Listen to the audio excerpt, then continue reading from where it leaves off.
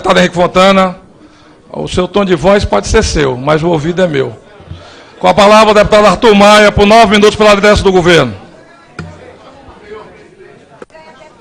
Senhor presidente, senhoras e senhores deputados, estamos chegando ao ponto final do debate aqui nesta casa para aprovarmos a PEC que, aqui na comissão, regula os gastos públicos, que estabelece esse limite de gasto público. Ora, senhor presidente, senhoras e senhores deputados, ao longo desse debate, ao longo dessa discussão, eu estive em reuniões com os mais renomados economistas desse país. Debati com várias pessoas, ouvi várias opiniões. Mas certamente, senhor presidente Danilo Forte, senhores e senhoras deputados, eu não precisaria ouvir a nenhum deles se tivesse conversado, dialogado e perguntado a opinião de qualquer dona de casa, de qualquer brasileiro ou brasileira que, trabalhando honestamente mês a mês, recebe um salário e dentro do seu orçamento planeja a vida da sua respectiva família, de quanto vai gastar com a escola do filho, de quanto vai gastar com a saúde, quanto vai gastar com a prestação do carro e por aí afora. Porque, na verdade, senhor presidente, é uma questão de bom senso. O bom senso não foi o sentimento que presidiu o governo anterior. Nós chegamos a uma condição que estivemos à beira de um abismo. O rombo nas contas públicas no ano passado neste ano chega à inacreditável cifra de 170 bilhões de reais. E o que é que se faz, deputado Benito Gama, diante de um quadro como esse? O governo amplia a sua dívida para financiar... a segurança fechar essa porta, por favor. Obrigado. O governo amplia a sua dívida para poder financiar esse rombo. E é por isso que a dívida pública no Brasil, que em 2004 estava em torno de 120 bilhões de reais, de 1,3 trilhões, pulou em 2015 para 2,8 trilhões. Ou seja, quase que triplicou em um espaço de 12 anos. A dívida pública praticamente triplicou. E diante desse quadro, o que é que acontece? Para financiar o rombo orçamentário, o governo toma dinheiro emprestado. O governo lança papéis no mercado ou vai a instituições financeiras. E se toma dinheiro de instituições financeiras ou lança papel, tem que pagar juros. E aí, senhor presidente, vem a outra inacreditável informação estatística desse governo passado.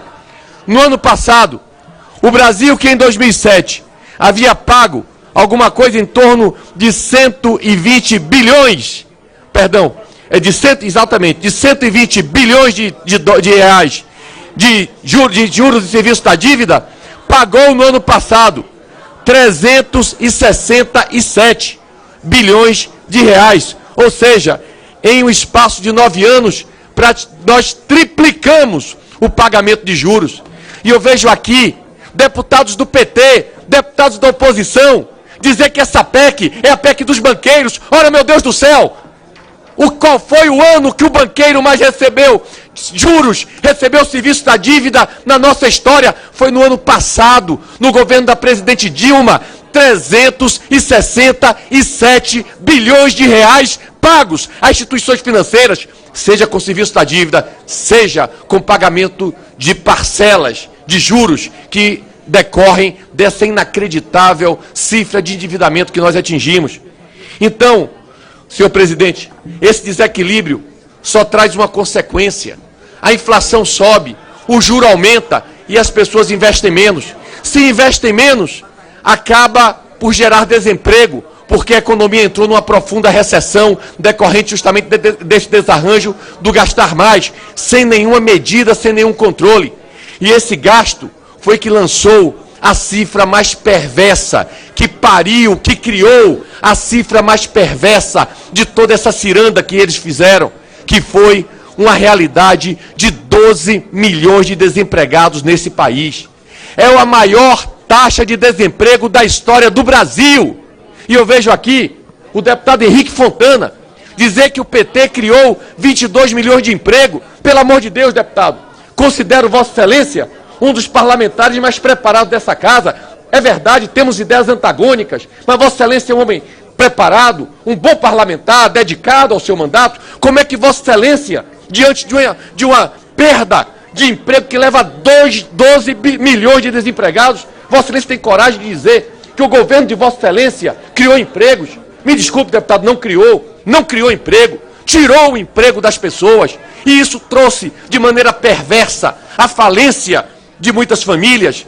Vi aqui outros deputados do PT fazer loas porque um governador criou um hospital e criou não sei quantos empregos a mais dentro do Estado. Ora, é claro que temos que ampliar o serviço de saúde, de educação e outros serviços essenciais, mas, pelo amor de Deus, alguém tem que pagar aos empregados do Estado. E quem não é o Estado que se autofinancia, o Estado cobra imposto, e esse imposto será maior ou menor, a quantidade arrecadada será maior ou menor, a depender da vitalidade da economia, porque o governo só vai ter condição de pagar o funcionário do hospital se tiver uma economia pujante, forte, que crie riqueza, que, portanto, tenha capacidade, as pessoas que criam essa riqueza, de pagar impostos para financiar o serviço público. Mas eles tratam aqui do emprego público como se criar empregos fosse uma grande coisa, fosse um fim em si mesmo. E isso, obviamente, vai contra qualquer lógica que nós possamos imaginar. Diante desse quadro catastrófico criado pelo PT, eles não apresentam nenhuma alternativa, apenas criticam aquilo que foi estabelecido pelo novo governo.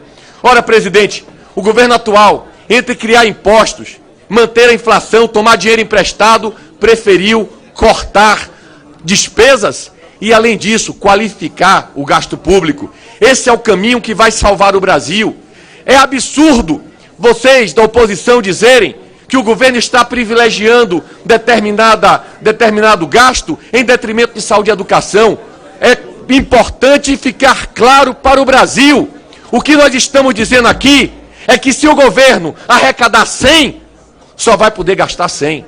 Se arrecadar 110, só vai poder gastar 110. Se arrecadar 90, só vai poder gastar 90. Mas é claro que poderá, dentro da sensibilidade que existe para os governantes responsáveis, estabelecer as suas prioridades.